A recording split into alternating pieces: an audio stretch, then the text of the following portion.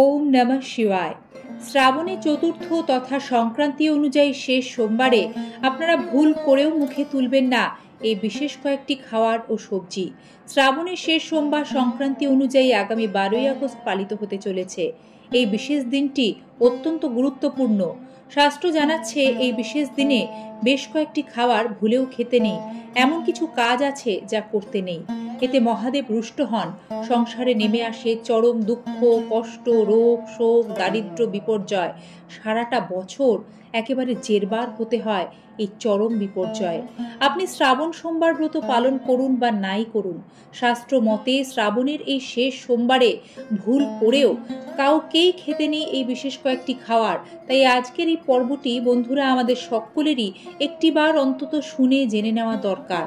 সম্মানীয় দর্শক শ্রোতা বন্ধু, সিংহরা ডোরবেলের নতুন একটি পর্বে আমি পৌশালী আপনাদের সকলকে জানাই সুস্বাগতম। মহাদেবের কৃপায় আশা রাখি আপনারা সকলে সুস্থ আছেন, ভালো আছেন। স্বাস্থ্যই সম্পদ, আর সকলেই আমরা সুস্থ ও নিরোগ থাকতে চাই। কিন্তু খেয়াল করে দেখবেন বন্ধুরা, বর্তমানে আমাদের জীবনযাত্রার বিভিন্ন রকম ভুলভ্রান্তির কারণে প্রায় সকলেরই আমাদের রোগ প্রতিরোধ ক্ষমতা কিন্তু খুবই কম। আর তাই সেই বহু প্রাচীনকাল থেকেই মুনি ঋষিরা শাস্ত্রীয় বিধান এটাই দেন, প্রত্যেকটি মাসের নির্দিষ্ট কিছু নিয়ম রয়েছে এবং সেই নিয়ম অনুযায়ী প্রত্যেকটি মাসে এমন কিছু খাবার রয়েছে যা খেতে নেই। ঠিক সেভাবেই শ্রাবণের এই শেষ সোমবারটি এতটাই গুরুত্বপূর্ণ সনাতন ধর্মে। শাস্ত্র বা শিব পুরাণ থেকে আজকের এই পর্বে আপনাদের জানিয়ে দেব, শ্রাবণের এই শেষ সোমবারে শুধু কি খেতে নেই তা নয়, এমন কিছু কাজ আছে যা ভুলেও করবেন না। তাতে গৃহের অকল্যাণ হয় এবং গৃহের কল্যাণে আমরা প্রত্যেক দিন বিভিন্ন রকম কাজকর্ম করে থাকি। তাই শ্রাবণের এই শেষ সোমবারটি আমাদের একটু সতর্কতার সাথে অবশ্যই পালন করা উচিত। এতে দেবাদিদেব মহাদেব ও মাতা পার্বতীর বিশেষ আশীর্বাদ প্রাপ্ত হয়ে সারাটা বছর আমরা সুখে থাকতে পারবো। আসুন তাহলে আমরা একে একে জেনে নিই শ্রাবণের এই শেষ সোমবারটিতে আমরা ভুল করেও কি কি খাবো না আর কোন কাজগুলি করব না। ভোলানাথ যেমন অল্পে সন্তুষ্ট, তেমনি যদি একবার রেগে যান তাহলে বিপদ ঘনিয়ে আসে। তাই তাকে সন্তুষ্ট করতে পারুন বা নাই পারুন বন্ধুরা, তাকে রাগানো কিন্তু মোটেই যাবে না। আর শ্রাবণের এই শেষ সোমবার এমন কিছু কাজ আছে যা অজান্তেও যদি আপনি করে ফেলেন তাহলে উপবাস ব্রতের কোনো ফলই কিন্তু লাভ করা যায় না। শিবপুরাণ আমাদের জানাচ্ছে সোমবারে খুব অল্প পরিমাণে লবণ ব্যবহার করে যে কোনো খাবার খাওয়া উচিত।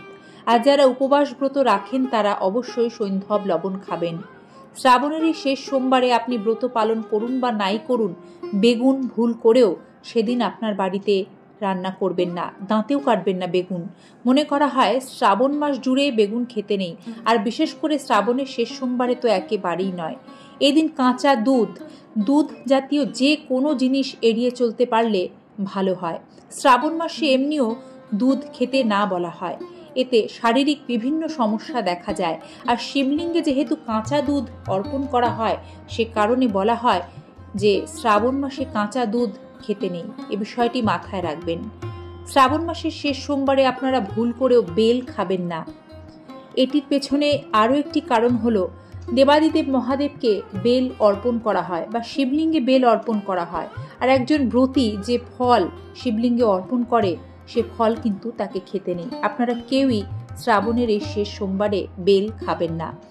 আরও যে সবজিগুলি আপনাদের জানাবো তা হলো, শ্রাবণের এই শেষ সোমবারে আপনারা কলমি শাক, লাল শাক, ঢেকি শাক, কোনো রকম এই ধরনের শাক খাবেন না। পুঁই শাকও খাবেন না। এর পেছনে বৈজ্ঞানিক আরও একটি কারণ রয়েছে। বর্ষাকালে পোকামাকড়ের উপদ্রব অনেক বেশি হয়, আর সে কারণে বিভিন্ন পরীক্ষায় দেখা গেছে এই শ্রাবণ মাসে সবুজ শাকসবজিতে বেগুনে পোকা ধরে। আর এইগুলো ভুল করে খেয়ে ফেললে একজন ব্যক্তিকে পেটের রোগে সারাটা বছর ভুগতে হয়, আপনাকে নাজেহাল হয়ে যেতে হবে। সে কারণেই শ্রাবণ মাসে এই বিধান যে শাক পাতা বা বেগুন আপনি খাবেন না।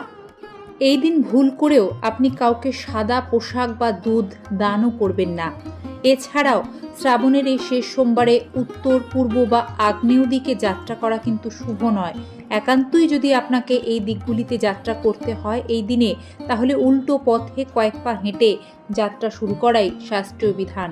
শাস্ত্রমতে শ্রাবণের এই শেষ সোমবার দিনটি আপনারা ভুল করেও আমিষ খাদ্য গ্রহণ করবেন না, বাড়িতে তুলবেন না, রান্নাও করবেন না। সারা বছর নিরোগ সুস্থ ঝরঝরে চনমনে থাকতে শ্রাবণের এই শেষ সোমবারে শাস্ত্রীয় বিধান অনুযায়ী কাউকেই কোনো রকম নেশা জাতীয় বস্তু কিন্তু গ্রহণ করা চলবে না। এদিন ভগবান শিবকে ভুল করেও হলুদ মিষ্টি নিবেদন করা উচিত নয়। নিবেদনও করবেন না, নিজেরাও তা গ্রহণ করবেন না। খুব প্রয়োজন ছাড়া শ্রাবণের এই শেষ সোমবার দিনে আপনারা নখ, চুল, দাড়ি ইত্যাদি কাটবেন না। কি করবেন না তা তো জানলেন, কিন্তু কি করলে সার্বিক কল্যাণ হয়, সুখ সমৃদ্ধি আসে, তাও আমাদের জেনে নেওয়া দরকার। শাস্ত্রে শ্রাবণ মাসে দান ধ্যানের নির্দেশ রয়েছে। শ্রাবণে দান করলে স্বয়ং মহাদেব আপনার ওপর খুশি হয়ে সৌভাগ্য বর্ষণ করেন। তবে শ্রাবণ মাসে কি দান করতে হবে সে সম্পর্কেও শিব পুরাণ আমাদের বিস্তারিত জানিয়ে দিয়েছে। মহাদেবের আশীর্বাদে ধন সম্পদ বর্ষিত হতে পারে শ্রাবণে যে জিনিসগুলি দান করলে, তা হলো বিছানা, ছাতা, বসার জন্য আসন ইত্যাদি। এছাড়াও দরিদ্রকে খাদ্য, পানীয়, বস্ত্র দান করতে পারেন। যে কোনো ধরনের গ্রহ দোষ ও কুনজর থেকে বাঁচতে আপনারা ভুল করেও শ্রাবণের এই শেষ সোমবার দিনটি কালো, নীল ও জাম রঙা পোশাক পরিধান করবেন না। এটাকে অশুভ বলে মনে করা হয়। এর পরিবর্তে শুভ ফল লাভ করতে আপনারা সাদা ও খাকি রঙের পোশাক পরিধান করতে পারেন। যে কোনো পুজোর ক্ষেত্রেই মনের ভক্তি সার কথা। শিবলিঙ্গের একটিবার দর্শন মাত্র একজন ব্যক্তির জীবনে অসীম কল্যাণ হয়। শাস্ত্রমতে শিবলিঙ্গ সর্বতীর্থময়। সকল তীর্থ দর্শন, পূজা, দান করেও যে ফল লাভ হয়, একবার মাত্র শিবলিঙ্গকে নিষ্ঠা ভরে প্রণাম করলে তার থেকে বহু গুণ বেশি ফল লাভ করা যায়। আসলে শিবের অর্থই হলো যার মধ্যে সারা বিশ্ব নিদ্রিত রয়েছে, তিনি সর্বশক্তিমান। সর্বশক্তিমান দেবাদিদেব মহাদেবের কাছে আপনাদের সকলের মঙ্গল প্রার্থনা করে এটুকুই বিনম্র অনুরোধ রাখছি, সকলের সাথে থাকবেন এমনই সনাতনী বার্তা নিয়মিত দেখার জন্য। আজকের পর্ব এতটা সময় জুড়ে যারা দেখলেন, প্রত্যেককেই জানাই আমার বিনম্র শ্রদ্ধা, আন্তরিক ভালোবাসা।